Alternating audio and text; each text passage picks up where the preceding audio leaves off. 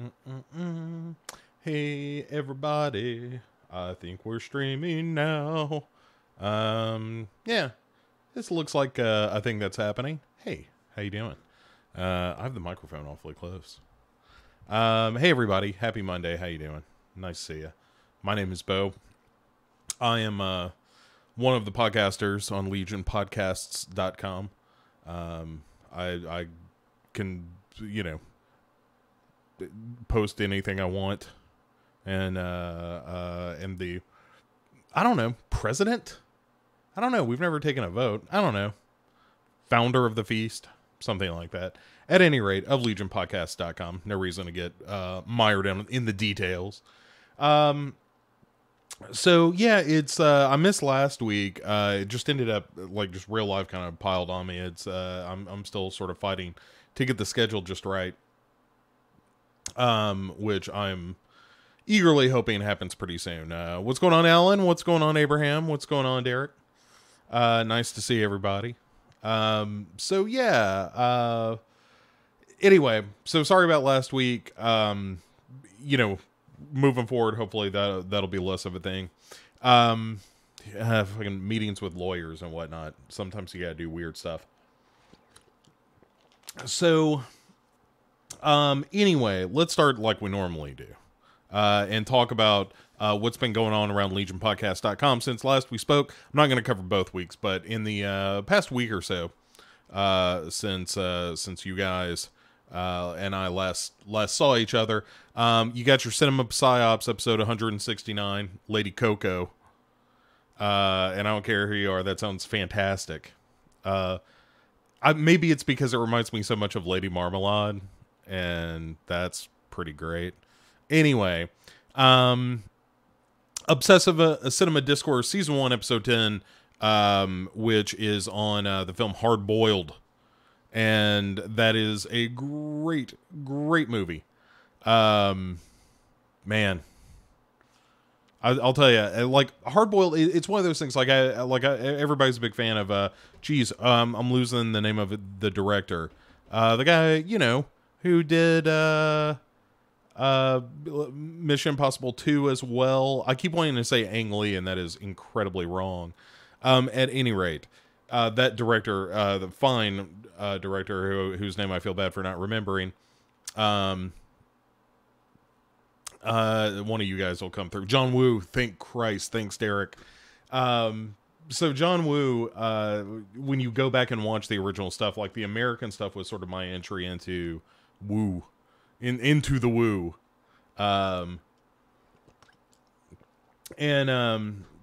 Yeah, it was a bit of a eye-opening experience to go back and see the legit stuff. It was really cool. I like it a lot. At any rate, so Hard Boiled, fantastic movie, and Obsessive Cinema Discourse. When that comes around, you listen to it because it should happen more than it does. I say. Friends Till the End, the Who Will Survive guys, did part 12 with Desmond Peele. Pick Six Movies is back.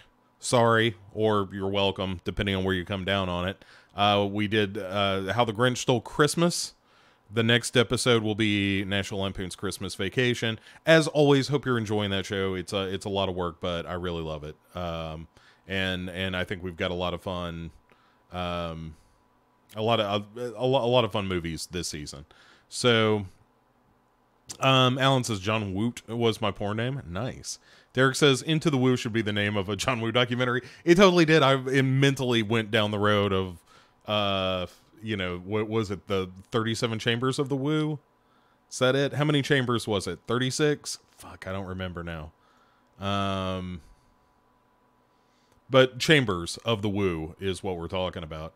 Oh, thanks, Derek, saying he loved the new episode of Pick Six. I appreciate that very much. Yeah, I'll tell you, in a weird way, because we're most of the way through recording the season, and that is strangely the most downbeat episode. It gets silly. Like this next episode, just strap the fuck in, and we go nuts on Christmas Vacation. It's pretty fun. So I'm glad you're enjoying it. We're having a good time doing it. 36 Chambers of the Woo, of course. So anyway, guys, oh wait, that's not everything that came out. Jesus Christ. Something witchy this way comes. The Friday the 13th show dropped just this very, no, not today, yesterday. And then Cinema Psyops was right behind that with another Movie Stack Jenga episode on the jail, the women's hell. Also, A Weekend with Me in the Country, the women's hell. I was such a bad roommate. So hey, that's everything that's been going on for about the past week. We've got more stuff coming up, some Thanksgiving treats to help you with your drive, I hope. And so yeah, got the green screen working again. We are slowly, getting back to full working order. This Death Star is fully operational now. So, and I kind of dig it. I like the fire back there. So anyway, let's see. I can attest to weird stuff with lawyers. He married one, a weird one, says Naomi. Cool. Derek laughs. Yeah. So we got the fire burning, and I gotta do something about the microphone. The microphone's a little too close, I think.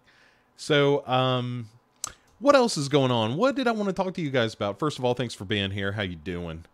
I hope you're well. I hope you don't have to do too much traveling. That's always a bummer. That's one of the downsides of the Thanksgiving holiday. There's a lot of good stuff, of course. If you're going to visit family and whatnot, it's one of those things. Like, I always dread seeing the family to some extent, and then you're with them and you're like, oh, this is fine. I'm having a great time. I don't know where I got into my head that this always had to be a bad time. And maybe it's just getting older and you're just like, fuck, can you believe we're all still alive at this point? Jesus Christ. What is happening? So if you are traveling, like I said, we'll have hopefully some audio goodies for you on the trip. Let's see. Derek says, oh, because of the jail joke. Sure. Alan says, weird stuff with lawyers is our website, totally paywall.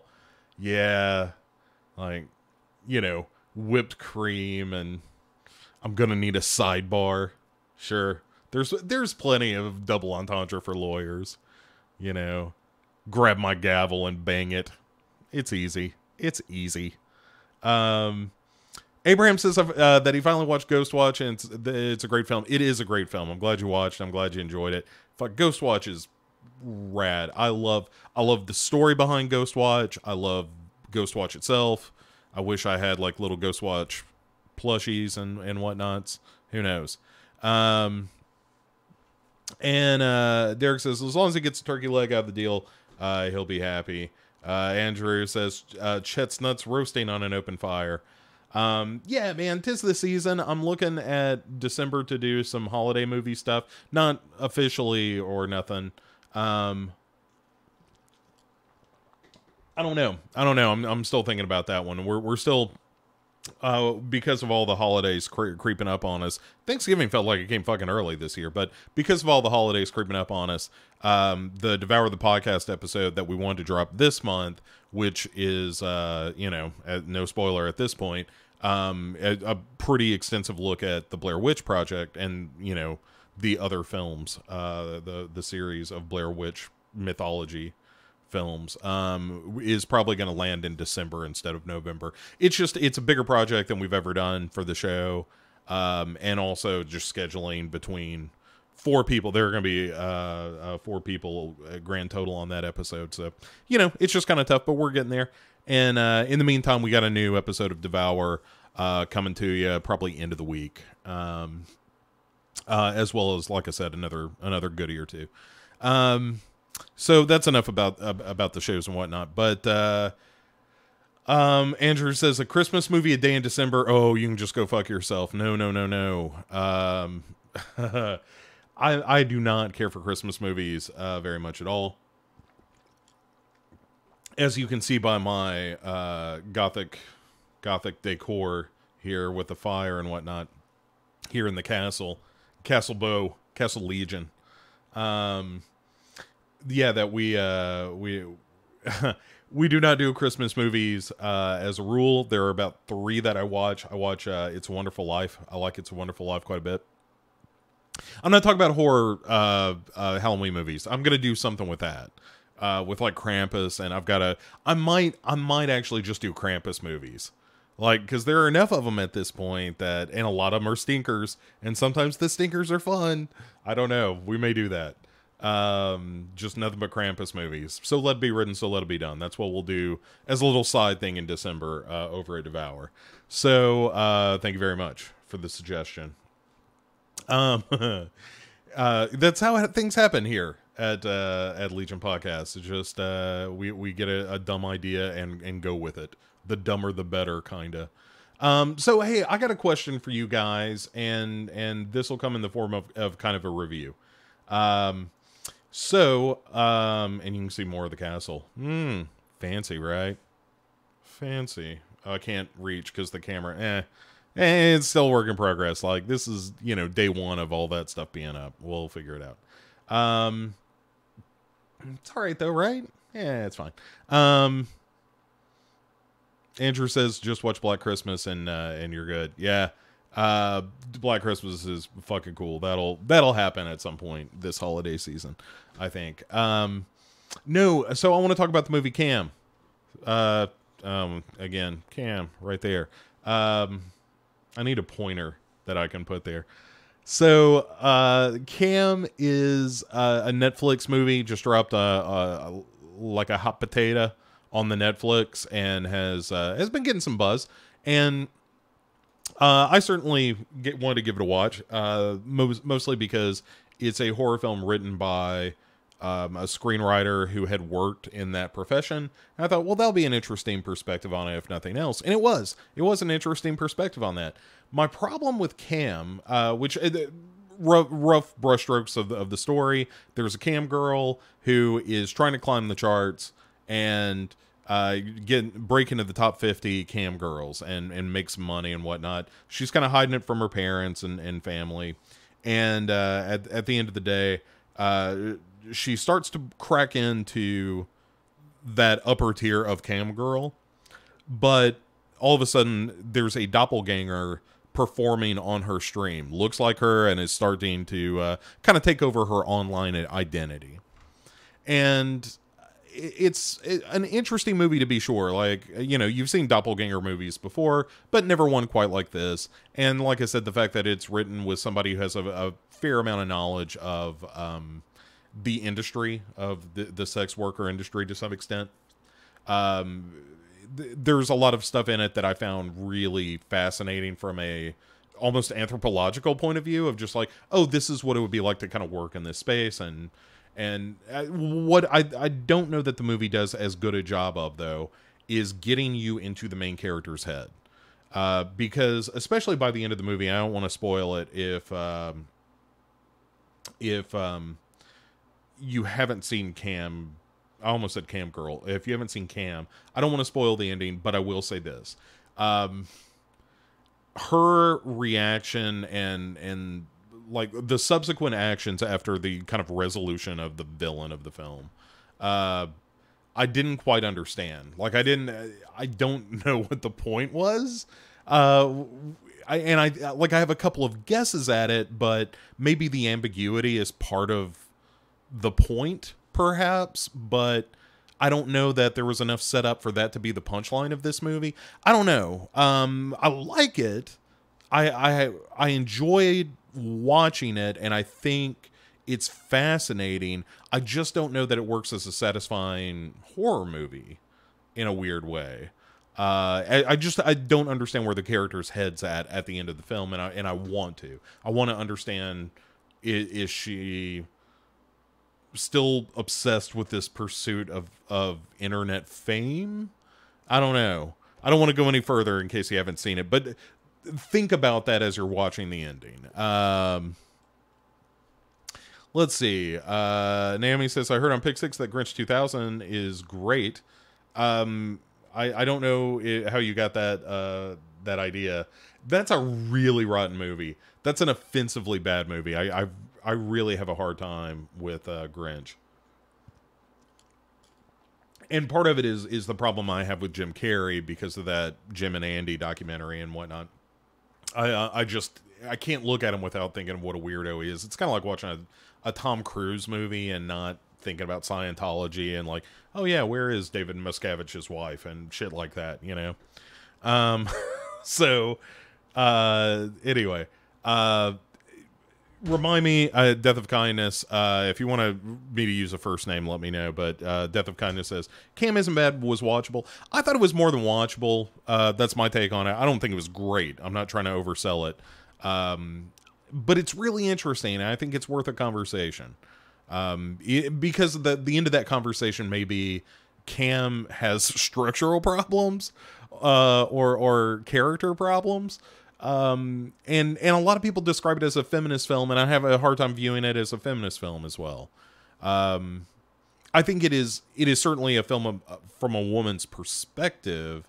I don't know how empowering it is ultimately, and I guess that's part of my question about the ending is, anyway, I'm curious, about that. Okay, enough about that for right now. Alan says Chad oversold it. Sure. MFC. Explain to me, Andrew, what you mean by MFC. Dave. Oh, okay. Thanks, Dave. And thanks for being a big fan of Devour. Appreciate that, man. We're trying to do some more fun stuff with it. Like, hand of God, there's more Hero stuff coming, pretty soon. I've been working on that. I've been working on, in fact, got a new episode recorded as part of our little Thanksgiving special package. New episode that's just kind of a review roundup. That'll be out pretty soon. Prior to Thanksgiving. And then a new episode that we'll be doing where we're talking about Suspiria, the new 2018 Suspiria. I don't want to talk about it here because I really want to save it for the show. I'm very excited to talk to both Jamie and Vanessa about that because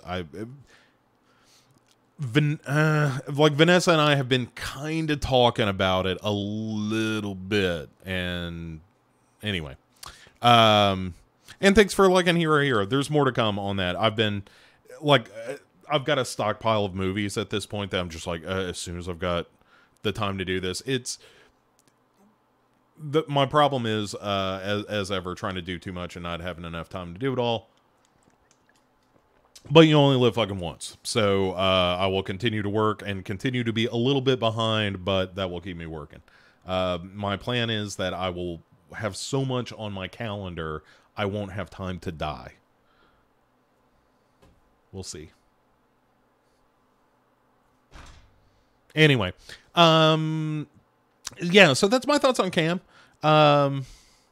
And I'm curious what you guys might think as well. So if you've seen it, fire away. The other thing what I want to talk about is another movie that I was watching, and we're gonna do something with this movie. I just don't know what it is yet. But folks, I'm here to tell you, I'm not ashamed of it. I love the movie Phantoms. I love it. It's not perfect. In fact, sometimes it's not even very good. But look, Liev Schreiber goes a long way with me. I think he's fantastic in this movie. I think he is incredibly creepy. I think that Ben Affleck is about 20 years too young for the role he's playing. And hilariously so, I feel.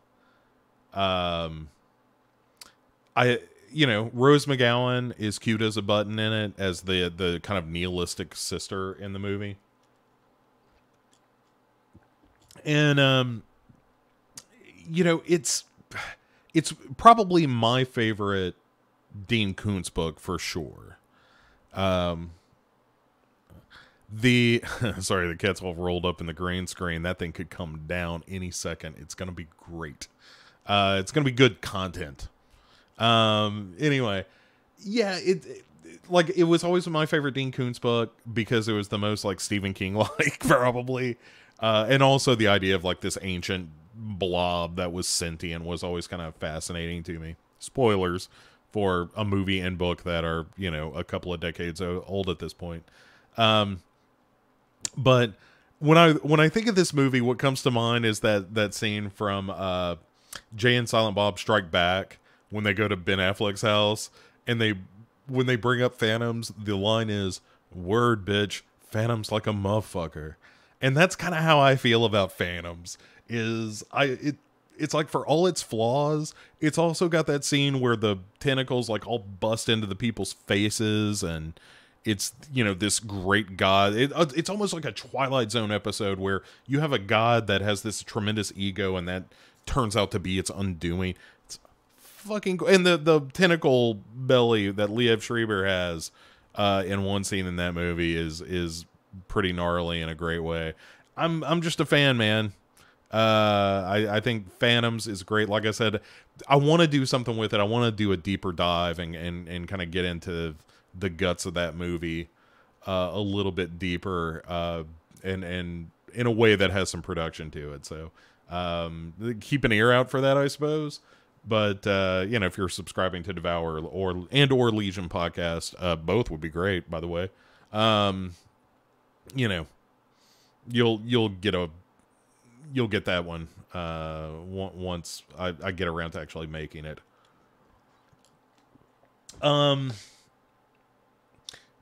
Yeah, so Dave says, makes me remember when Kuntz was a great author.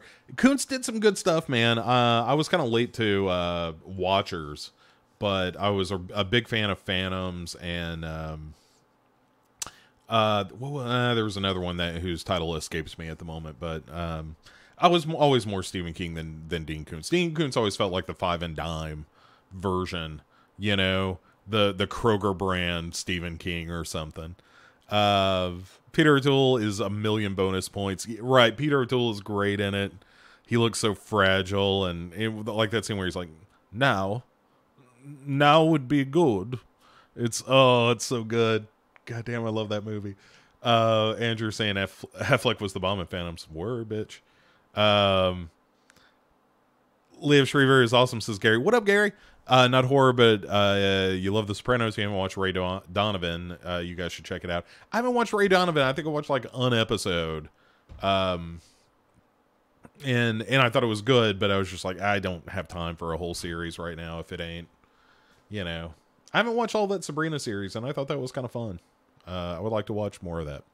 Andrew Valdez says, commentary. On Phantoms, I want to do something a little more with Phantoms, I think. Gary says, I'm also very partial to him in the Goon series, and I make no apologies for liking Movie 43. So dumb it's hilarious. He's also great in The 10. He's very funny in that, where he is a neighbor who gets involved in an escalating MRI machine competition with his neighbor. It's really good. I recommend it highly.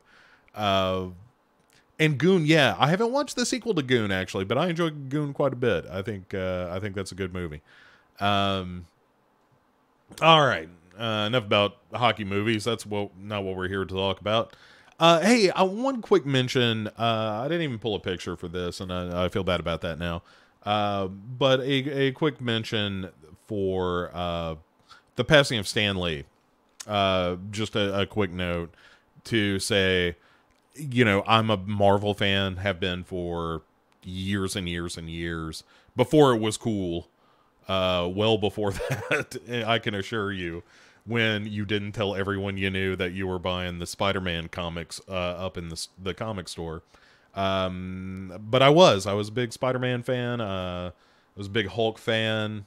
When it came to the DC stuff, I was mostly like all their horror stuff, like iVampire and that sort of thing back in the day, which I have a digital copy of now, as a matter of fact. It's not great, but I like it. It's a B-movie vampire series that DC did. That's not what we're talking about. We're talking about Stan Lee. Stan Lee was also this guy you could kind of respect for, in all the editorial pages, was always fighting for the little guy, you know, whether it was, you know, race or gender or whatever. He was always for the people who were being punched down to, He was always for more equality, not less. And just as a cultural phenomenon for someone who just wrote comics between 61 and 72 was his creative period, and came up with all the shit that you're watching movies about now. I like Stan Lee a lot. I always have. Always respected the guy. Always seemed like a good dude. Maybe not always in business, shit. Maybe sometimes business is business, and sometimes things, you make decisions that you regret. And I'm thinking of some of the Jack Kirby shit. But at the end of the day, I think when the scales are weighed for Stan Lee, he was a better guy than he wasn't. He may not have been Mr. Rogers, but Mr. Rogers didn't come up with a thinly veiled story about racism in the X-Men. But because that story of here's a group of people who are different and they can't help it, which is what the X-Men is about ultimately, and the discrimination of that. It's sad that it applies to so many things in life, but it does, and that's why the X-Men are great. It's kind of a universal story about, anyone who's ever persecuted unjustly. And also, there's super smart pterodactyls in it and shit. But, yeah, I just wanted to make a mention of it. Like I said, I'm a big fan of that stuff, and I would have felt bad not at least saying, boy, Stan Lee really meant something to me, and in a positive way. He always felt like the friendly MC of comics. When he called everyone true believers and the Excelsior stuff. He was a character. He was a character in as much as he created characters. He was certainly one himself. But yeah. Sorry to see him pass, but good Lord. What an output. Gary says, lightly booing, but recognizing Stan Lee. Sure. Do it for Ditto. Do it for Ramita. Glory for Kirby. Sure. He also knew the thing that made a good superhero is having a flawed alter ego, says Andrew. Yeah, I mean, that was kind of the thing. It was always, here's a dude who, like Spider-Man was a young kid who couldn't get his romantic life together and struggled to pay rent. That's what made Spider-Man cool, is that he was a superhero and did all these fantastic things, but real life happened to him too. Same for all that stuff. Like the Hulk is just a Jekyll and Hyde story, and there's always kind of cool shit that has happened within comics. And I don't read a lot of modern Marvel stuff, but that new Miss Marvel is really good and kind of progressive in its own way. And yeah, there's good shit out there. I swear to God, if I had the time, I would love to do a show about comics. I'm a big comic fan. I like a wide range of comics, and I still read them. I'm a Marvel subscriber to their yearly deal where it's just like, oh, you get access to most of their back catalog, and it's cool. I like it. Abraham says, I've always held X-Men in higher regard than other superhero properties because of the depth contained in many of the comics. Yeah, and a lot of that goes to, oh, geez, I'm going to forget his name. Shit, the writer. Was it Ramita? Not Ramita. Chris Claremont was the writer, who was kind of the guy who turned that comic into a soap opera. In a good way, like made the characters very much like their lives very dramatic and operatic in a lot of ways. And, it was cool. Yeah, Andrew, I'm surprised we don't have a comic book podcast too. But I'd love to have one. We've talked about it. There've been a couple of people who are like, I'm thinking about doing one. I was like, please, I would love to come guest on it from time to time. But so far, no luck. And like I said, I just don't have the time to do it. Otherwise, I would jump on it. Maybe at some point. If I retire one show or another, at some point I might put one gun down, pick another one up.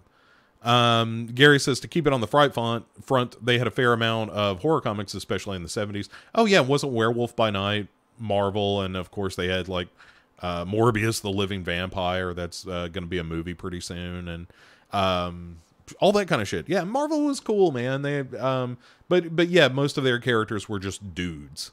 You know, they might be superheroes, like Captain America. You know, took a super serum and that kind of shit, but still had woman problems. You know, and you know, run-ins with the government, as we saw in Civil War.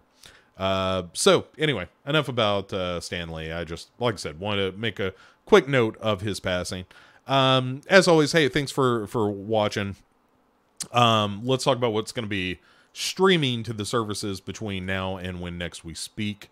And not a ton on November 22nd, which is Thanksgiving Day. You'll probably notice the new season of Mystery Science Theater 3000 entitled The Gauntlet is arriving, and somebody brought up on the Facebook recently the Mystery Science Theater, and boy, I couldn't be a bigger fan of that show. Made me a lot of who I am today, as a matter of fact. Andrew saying they did Marvel Zombies recently. Yeah, Marvel Zombies, and they when they did the Venom shit not long ago, that was all pretty horror related. There was another one in the 90s that was Inferno was the name of it. Was that run Dark Inferno, something like that, and it was cool. You know, definitely horror elements, a lot of body horror and some of that stuff too. Anyway, back to what's coming up. On Hulu, November 20th, Aliens and Agenda 21, which isn't really a horror thing. It's just a UFO documentary. But also, I'll probably watch that because I'm always good for I believe that there is life in the universe somewhere out there. I don't know if we'll ever run into it. We'll see. It's a big place out there. And we're so limited technologically in what we can do to communicate with the rest of the vastness of space and whatnot. But I love stories about UFOs. Love them. So yeah, I'm good for an alien documentary. I'm also good for an alien movie. You tell me there's a good like killer alien movie, I'm usually down for it. November 21st on Shudder, moving over to the Shudder service. You got your Dracula Pages from a Virgin's Diary. I don't know if I've ever seen that. Rare Exports is landing on November 21st on Wednesday. Then a movie called The Soul Tangler, which is a Shudder exclusive. And then on November 21st, no, not 21st, 24th, The Exorcist 3, directed by one William Peter Blatty. And Exorcist 3 is legit pretty good. It's not nearly as good as The Exorcist. Don't let anybody fool you, but it's pretty good. Abraham saying the truth is out there, god damn it. I know they're aliens. I see them on my ranch. They're constantly carving up my cows, god damn it. If I ever catch one, I'm going to butcher them the same way they do my cows, leave it for the others to find as a goddamn warning. Alan says Inferno, where the devil was beaten by the idea that server rooms work better in the cold. Spooky. It's not always perfect. Yeah, Marvel doesn't always stick the landing. Those series are always tricky. Most of them are not very good. There are a handful that are really good. I'm more of a fan of like the individual arcs within the individual titles instead of the big crossover stuff. The crossover stuff gets messy. Because that's why the Avengers to me is such a remarkable achievement, that you brought all those characters together and it made some kind of sense is mind-blowing. The fact that Joss Whedon was able to manage that and tonally, like, all those characters fit together well. Just, I mean, hats fucking off. Anyway. What else we got? Dun, dun, dun, dun. Oh, here's something that you're never gonna forget, baby. You ain't seen nothing yet. Over on the Patreon. So, I've been notably shoddy about doing shit for the $5 tier level for the Patreon, which are our biggest Patreons and our patrons, and we should, I don't know, I should be doing something for them. Anyway, so tomorrow night at about this time, I'll float it up on the Patreon page, which is just patreon.com/Legion Podcasts, for everyone who's a patron, which is $2 or more a month. Basically, every now and again, I get a screener in of a movie to watch, and people are like, hey, do you want to review this? And most of the time, I'm just like, I don't have time. But I figured, what if I combine some stuff and review the movie with you guys? So I'm going to be watching a movie that is a screener, where it's going to be hosted in a private room. It's not going to be like just broadcast to the world. It's just going to be me and whoever the patrons are for the Legion podcast thing. And so we're going to be doing Mrs. Claus, which to my understanding is not yet available. And we're going to give that a watch. And it looks fantastic. So that's going to be happening tomorrow night over on the Patreon page. So if you want to just sign up for the $2 and watch, but that I think is ultimately going to be what that $5 tier is just like, hey, a couple of times a month, here's a night where a screener is going to be viewed, and you can just watch it with me, and we'll talk about whether or not it's any good. So that's it. Also, obviously subscribe to the YouTube channel if you haven't. We're getting close to Bring Stevens, Gary points out, is in Mrs. Claus. That's right. Alan says the Daredevil arc in Inferno was amazing. For the record. Yeah. There's some good stuff in Inferno. I was a big fan of Excalibur, which was the kind of British offshoot of the X-Men that had Kitty Pryde and who was in it? Captain Britain. And anyway, it was really weird, but it was kind of a fun offshoot of that whole X series and whatnot. Anyway, I was a fan. So, so subscribe, rate and review, all that stuff. Any of the shows you're listening to on Legion, as well as the Legion Podcast, iTunes channel as well. All that stuff helps. It just helps with getting ears and eyes on the stuff we're doing, and we're proud. We work hard on the stuff we're doing. We want people to see it. And thank you so much for watching this. I think that's going to do it for the night. Let me check in one more time, see if there's anything else going on. Nope. All right, cool, guys. Well, look, do me a favor. Like I said, rate and review and all that fun stuff. And also, one other quick favor, if you would. Have yourselves a great Thanksgiving. Have a great rest of the week. Have a fantastic weekend. And join me back here, all of us probably a little bit fatter, for another Morbid Monday. So that's it. Thanks, everybody. Have a great night. Bye.